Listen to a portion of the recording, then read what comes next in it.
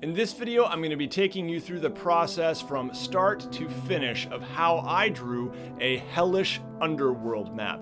This is a map that is pretty different from any map I've drawn before, so I'm really excited to give you all a look at some new techniques that I think all kind of add up to a new style for me. Hi everyone, my name is Nate and you are watching WAS D20, a channel about tabletop RPGs and fantasy maps. The underworld map that you're going to be seeing me draw in this video was drawn for Crippled God Foundry. They are a Greek miniature company and they happen to be the sponsor for this video as well. This map was made for their current Kickstarter, which is called Shattered Hell. It's a Kickstarter for physical miniatures as well as 3D printable miniatures, so you should definitely go check it out. There's a link down in the video description. They make great stuff, and I'll be showing off the miniatures in a little more detail later in the video. So the map you're going to be seeing me draw here today probably took about 12 hours. I'm just estimating there. So obviously I'm going to be speeding things up quite a bit. And this map was mostly drawn over the period of the last 2 months on my weekly live map drawing streams for my patrons. If you want to check those out, either past streams for the past 2 years or so, or ongoing weekly streams, definitely go over to patreon.com/WASD20. There's a lot of other cool rewards over there as well. So the overall tone of this map was sort of like a classical Greek underworld, like you would hear in Greek mythology, mixed with hell. So that's kind of a really cool concept that I had a lot of fun playing around with. Now, I drew this map on my Wacom Cintiq digital drawing display in Photoshop, but pretty much all the stuff you're going to see here today could easily be done on paper as well. So grab your own pencil and paper and follow along with me if you'd like. See what happens, see where your inspiration takes you and what shows up. Before I even knew what Crippled God wanted me to do, I actually made a big old list of just like cool things for underworld, abyss, hellscape sorts of maps, and then I made some sketches. And then when I had a better idea of what they actually wanted me to do, I went into a new document and I blocked in a river Styx and some mountains. It was at this point I realized my white background wasn't cutting it. I needed to get some cool looking parchmenty background, so I usually just grab a couple that are free for commercial use and just kind of mash them together, tweak them, change the color levels and stuff like that. And then I go about the process of kind of tearing up the edge here, as you can see. I just put a black background down and then I used my eraser tool to kind of chip away at the edges. I didn't want to use any black lines on this one. I wanted everything to be kind of brownish. For my border, I kind of made it a reddish color. Now, Crippled God Foundry left me a lot of freedom in terms of what would be on this map, but they did have this custom 3D terrain built for the Kickstarter, and this served as a great reference for me. They did want me to include these things on the map.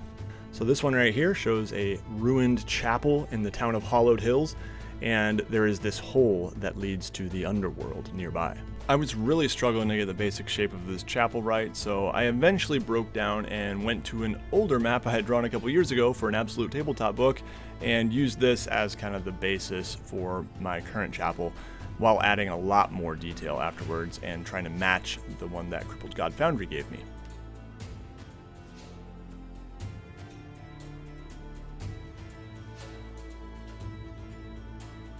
One of the things I knew I had to have on this map was Hades' Palace, so I decided to make this big old palace up on a mountaintop.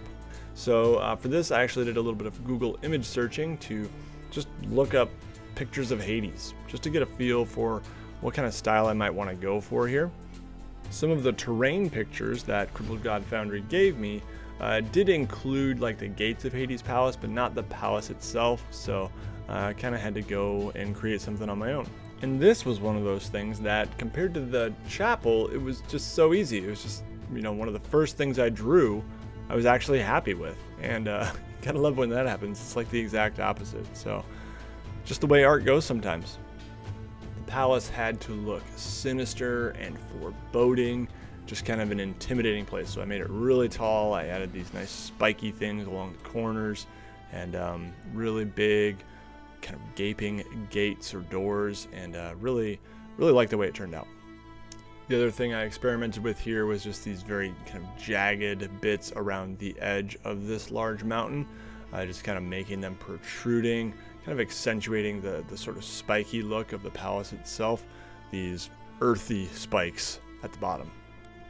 Now, Crippled God said they wanted the town of Hollowed Hills to be in a corner, kind of separate from the rest of the map. So here I am starting to draw the kind of gaping hole that will lead to the underworld, and I went through a few different versions of ways to get it in the corner. With more to determine on that, next up was the Frozen Battleground. So here's the reference photo for the terrain, and this one I really struggled with all throughout the map. I came back to it a few times and never quite got it quite right, but got it good enough, I think. But yeah, this stage definitely just a rough draft. I will come back to it several times. Now, whatever patron stream I was drawing this one in, I was a little bit all over the place. I started by drawing this Demon Titan's skeleton in this awesome canyon. Really love this terrain. Made a great reference for me in terms of drawing it. And you see me going back and forth between a few things here. So I'm going up to the upper left corner where I decided to put the town of Hollow Hills, and I'm drawing more of the town, not just the ruined chapel. But in the end, I felt like it was taking too much attention away from the chapel and the gaping hole and all that. So I decided to go with more of a silhouetted look for most of the town.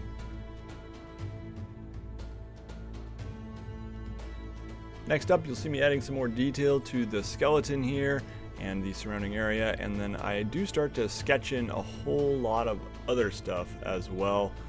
Just trying to get some basic placement and some ideas for what other things I could fill this map with. So I got sort of a dead forest here, I got a swamp, I put some more mountains in, some more hills, and then I also decided to add some ruins next to some more mountains up north. Lastly, I decided to add a dried up lake, this kind of dry, cracked mud sort of look. For my next session here, I decided to really dirty up the edges of the paper a little bit. So I have this kind of weird grungy brush I sometimes use for vegetation and other things. And I think I've ended up making it like a luminosity layer. I can't remember what the mode was, but really went over it a couple of different passes to really give it a more natural, aged, gross feel. So this was a really cool project for me because I got to be inspired by Crippled God Foundry's miniatures for the map, and also by that 3D terrain they sent me pictures of. So yeah, the miniatures themselves really helped inform that this was going to be a hostile environment. This was going to be a vicious hellscape where these dangerous beasts and demons roamed freely and where heroes were going to be hunted. So yeah, these are some great sculpts, just incredibly scary, some of them. And yeah, I really can't wait to paint them. There's also some really cool hero sculpts too, so you can go check those out. And there's some great stretch goals. So yeah, you can get some extra miniatures. All of this is available for another 14 days from time of publishing this video on Kickstarter, so definitely go back before it's too late. I'll put a link to the Kickstarter down in the video description. Now that I've got some of my basics sketched in for where I'm going to be placing things, it's time to give some areas some more detail. So first off, the mountains. I'm doing kind of this center ridgeline and then some diagonal hatching, just very thin kind of sketchy lines along the right side. And then you're also going to see me messing with a couple different methods of volcano smoke. And yeah, I changed this, I don't know, 6 or 7 times by the time the map was done, but pretty happy with how it turned out in the end.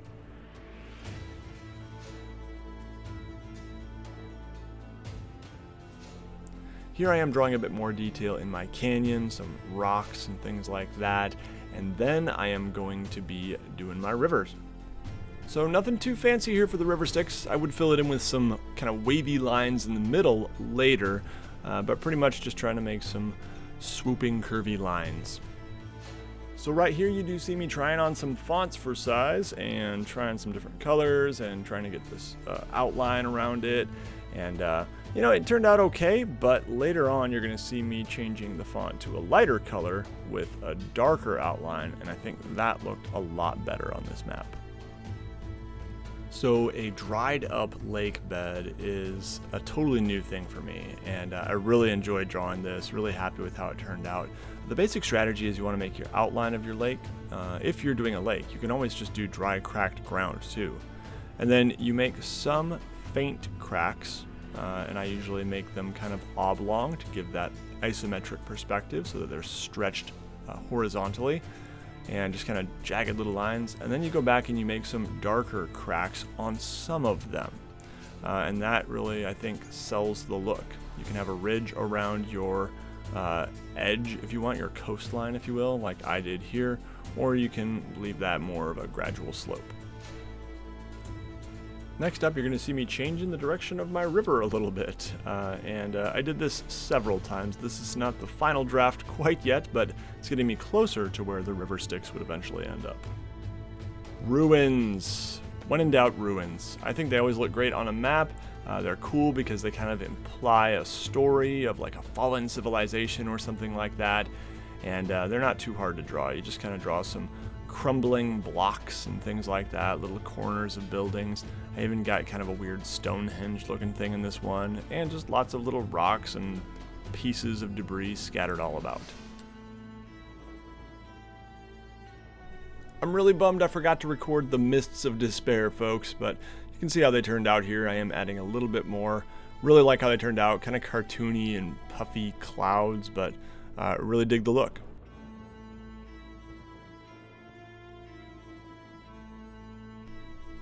Filling in more rocks and terrain, just sometimes little dots and lines, always helps with a map like this, just to fill in that blank space and make it feel like ground with texture. The Dead Forest. This took a lot of experimentation, but the basic method is just to draw a straight up and down tree with some little branches sticking out here or there. And I kept coming back to it and adding more, adding some fallen trees too, some rocks and other ground texture over future sessions, pretty much every time I came back to the map. Second attempt at the frozen battleground here, and yeah, this is another one that I just kind of would keep coming back and erasing things and fixing things and adjusting things pretty much every time I sat down to work on the map.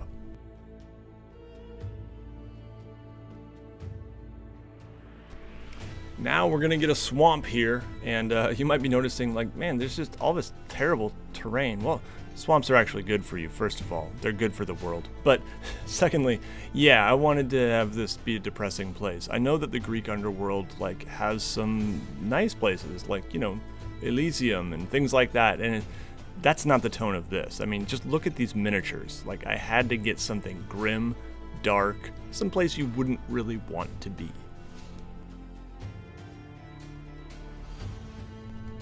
What else looks vicious and like metal? Well, a huge crack in the ground, that's what. So yeah, gotta have it. I put this on a lot of my maps, and this was a must on this one.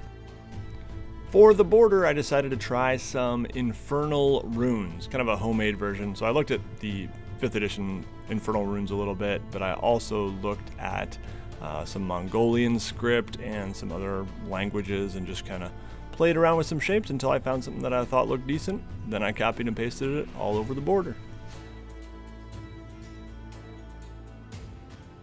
Now this right here, folks, this is one of the reasons I really love Photoshop. I am just moving stuff around. I grab my volcano and take it over to the left, and then I pretty much raised the whole mountain range on the right. So yeah, just helping to make things look a little bit better in my eyes, adjust the composition a bit.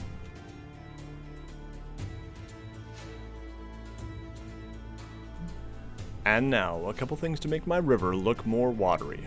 A waterfall first, and wrestled with this one for a while, but finally figured it out and got it looking decent. And then I also made some little wavy lines all throughout the river just to give it a little more water texture.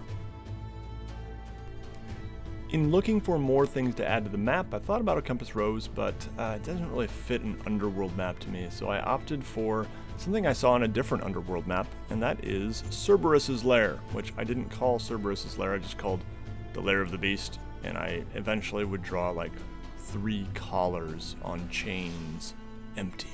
Where is the beast? Pretty sure the Lair of the Beast is another one of about 87 things my patrons suggested as we were working on the map. Seriously, they were so helpful, helping me name things, telling me what looked good and what didn't, just giving me all kinds of ideas. It was great, so thanks, patrons. Now I'm just filling in more stuff, more rocks, more dead trees, ground, and things like that. So just kind of having some fun and filling out the map a little more. So here I am labeling some other places and just trying to come up with some cool names. Again, the patrons were a huge help with this. And yeah, other than this, there was just a few other little finishing touches here and there that I would do off camera, and it was pretty much nearing the end. And here is the finished map.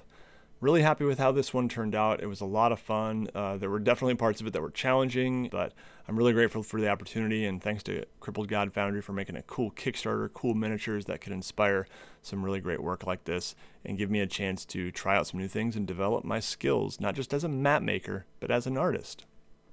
Thanks so much for watching, everybody. I hope you enjoyed this one. If you did, I would love it if you could give it a like. If you're not subscribed yet, go ahead and hit that subscribe button down below for more videos like this. Thanks again to Crippled God Foundry for sponsoring this video, and a huge thank you to the WASD20 patrons.